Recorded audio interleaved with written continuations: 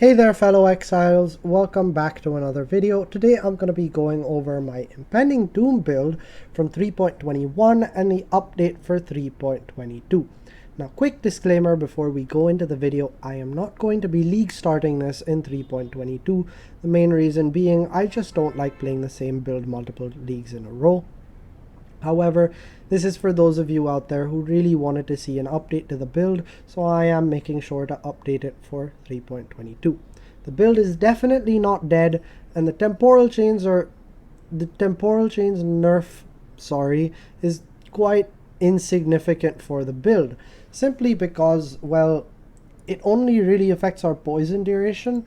And if you guys want more information on why that is not that big of an issue, I'm going to leave a link down in the description as well as a comment down below linking to a video by Palstron, which I feel explains it very, very well. Now, putting that aside, let's get into the build. So, the main change for the early setup is that we are now going with a wand and a shield, and we are using Apex. The main reason for this is that wand and shield it's just easier to gear because you can get a lot more resistances on your shield and you can get some suppress on your shield. And the shield also gives you more energy shield, which enables something that I'm introducing into the build this league, which is Eldritch Battery. Early on, you can't afford stuff like an alternate quality increased duration support or alternate quality inspiration or divine blessing, which would lower the cost of your malevolence. And losing your divine blessing entirely is quite a significant damage loss. So by going for EB, you completely alleviate the requirement for having an alternate quality here. Additionally, going for EB also solves a significant amount of mana problems as far as other skills are concerned when you don't have a flask that has a reduced mana cost modifier on it. So for this reason, I'm including EB just because it makes the early version a lot easier to gear. Now, the other benefit of running a shield and a wand is, of course, access to shield charge. And the reason shield charge is so incredibly potent this early is because stuff like instilling orbs, which automate your flasks, are just unavailable. And because they're unavailable, you run into the issue of your flasks falling off, which means stuff like your quicksilver and your silver flask are gonna fall off, and when those fall off, you have no movement speed. So having shield charge really lets you play the game much more smoothly when your flasks aren't being used at 100% efficiency because they're automated, right? If you click your quicksilver twice in a row on accident, suddenly you're left with no charges and no move speed, and then your build feels like crap. So for that reason, I am, of course, going with shield charge. This version only uses two uniques, which is Apex and Vixens. Apex, of course, being very, very strong early on, and Vixens, I mean, Impending Doom kind of needs Vixens to function, so hence the inclusion. I'm also running a Divine Life Flask on this version to make up for life sustain, simply because this early on we won't have leech. And even the clusters are very simple, 2 notable large cluster and 1 notable mediums, so that you don't end up spending too much money on those on this early setup either. There's no Eldritch implicits on any of the items because, again, this is an early setup. I don't really want to include anything that's expensive, and for the same reason, all of the gems in this variant are level 19 or lower. I would expect you probably switch out of this kind of gear by the time you get to red maps. However, this should be able to do red maps with relative difficulty, but it should be possible. However, of course, I don't recommend it. Now moving on to the mid-budget setup. The mid-budget setup is very similar to how it was last league. The tree is pretty much the same. You're still going for the exact same clusters we were going for last league. You still have your Taste of Hate and your Lightning Coil, and we're switching back to a staff on the medium budget variant simply because the amount of damage you can get out of a staff is pretty much unrivaled at this level of budget. This staff is not particularly expensive to craft. It's simply alteration rolling and multi-modding, and for how cheap this is, the amount of damage it provides is quite ludicrous. Now, one new inclusion to the build is of course Balance of Terror. I don't know how expensive this is going to be because Sanctum is coming back for the first time, so if it ends up being too expensive, you could drop the jewel. However, it is a very significant increase to your damage output. Sorry about my dogs.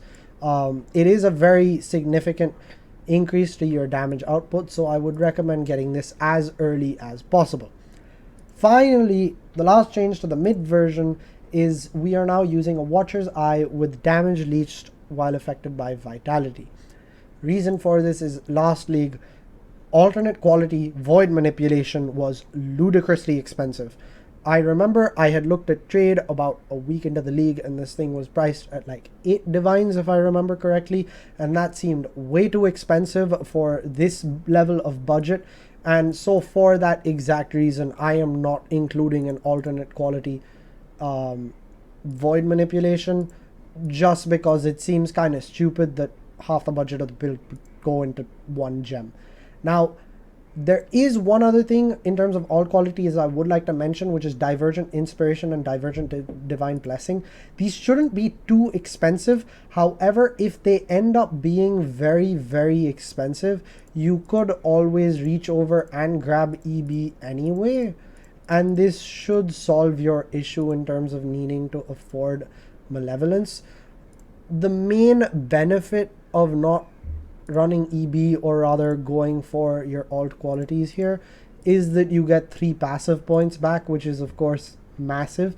But if these do end up being too expensive, just remember you can always spec EB, so it's not a make or break for the build. Overall, that's about all the changes to the medium budget version of the PoB. I haven't changed much compared to last league. It's pretty much the exact same with a few changes on the jewels and the gem setup.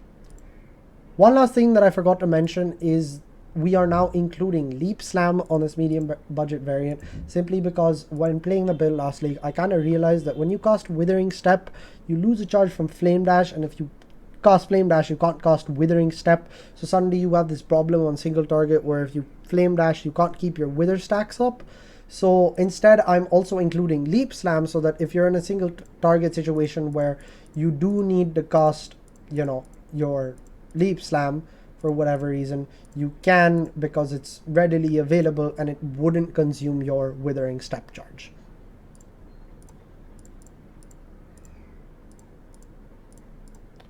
Now, finally, to move on to the end game version of the build, oh boy, there are some big changes that I've made here, so let's go through them slowly. Number one, I would 100% like to credit Ali for bringing this to my attention, and I have no idea how I didn't think of it before. It just went straight over my head, but the best in slot item for your damage is a Forbidden Shaco. Getting a level 35 Impending Doom on your Forbidden Shaco is massive amounts of damage. Even if you only get a level 33 or a level 31 or a level 30, it's still a massive amount of damage, and I would still recommend getting a Forbidden Shaco. Now, on top of this, you will also be wanting to go for a wand and a shield again. The main reason is because you're running Forbidden Shaco, you can't get as much phase taken as from your build. Because you can't get as much phase taken as, of course, now you need to get that elsewhere. So by running a Dawnbreaker, we make up for the phase taken as by getting a lot of phase taken as from our shield. We also craft a nice simple wand, which is Chaos Dot Multi and Dot Multi with an Ashling and a multi-mod. The +2 and the quality of socketed gems isn't super important, it's just affecting the shield charge. However, of course, this is nice quality of life as it does add more movement speed to your shield charge and more attack speed to your faster attacks and momentum support and whatnot, and just rounds out the comfort of the build. On this variant, I am not opting to include stuff like Blood Notch or Immutable Force because the opportunity cost just seems very high. You have to path all the way to an Energy Shield Mastery, which is quite far away, and you give up 2 jewel sockets, and On top of that, you also need to set your ES to 0 because otherwise it's just not consistent enough, in which case you either need to get agnostic or you need to use a gluttony belt, which has a huge opportunity cost again in terms of flask effect and cooldown recovery rate on your belt, and it's just very messy. And on top of that, when you actually run Blood Notch and Immutable Force, you will realize that, at least this is the realization I came to last league, in some scenarios, having yourself getting stunned over and over for some reason just prevents your impending doom from going off. Like, the curses will go off, but you won't actually be dealing any damage, which is very, very frustrating in terms of playstyle. Now, I think the damage on this version is more than fine. I think the defense on this version is more than fine, and for those reasons I don't see a reason to go Blood Notch and Immutable Force, because in my opinion it just makes the build feel worse and you lose a lot of quality of life. Instead of that, I'm now opting for more quality of life on the build, starting with a lower poison duration by focusing a little more on faster poisons, that you ramp a little faster so this DPS feels a little bit more realistic, and also focusing a lot more on movement speed. I have on this variant about 260% increased movement speed modifier, and that's if I don't have Val Haste up. If you click Val Haste, you go up to 290%, which should feel a lot more comfortable to play with, and you should just basically be blasting whatever content you want to blast at this point. There's not much else that's going into the build. There's a few changes, of course. I am now including Rational Doctrine by getting some int rolls on my rings. Of course, once you have tattoos, you can start getting rid of dex on the tree to have int be your highest attribute, so you can maybe alleviate a suffix or two on your rings, but that basically gives enemies an additional -10 to all their resistances. I am also now including an impossible escape of Chaos Inoculation because this is just very high value. You get your +1 curse, you get some curse effect, dot multi, skill effect duration, poison chance, and RMR. Very, very, very strong jewel. And yeah, with all of that in mind, that concludes the video. Thanks a lot for watching. Leave a like down below and definitely subscribe if you enjoy my content. Please do check out some of my old stuff, as I do put a lot of effort into every video and every build that I do, and let me know any way you think I can improve. Also, I will be leaving a link down in the description to my guide from last league so that you guys can check out some gameplay. I do have update videos as well on my channel from when I league started Impending Doom, so you guys can definitely check that out to kind of, if you want to have some reference point for how the build looks. And yeah, that's about it. Thanks for watching. I'll see you guys next time. Peace.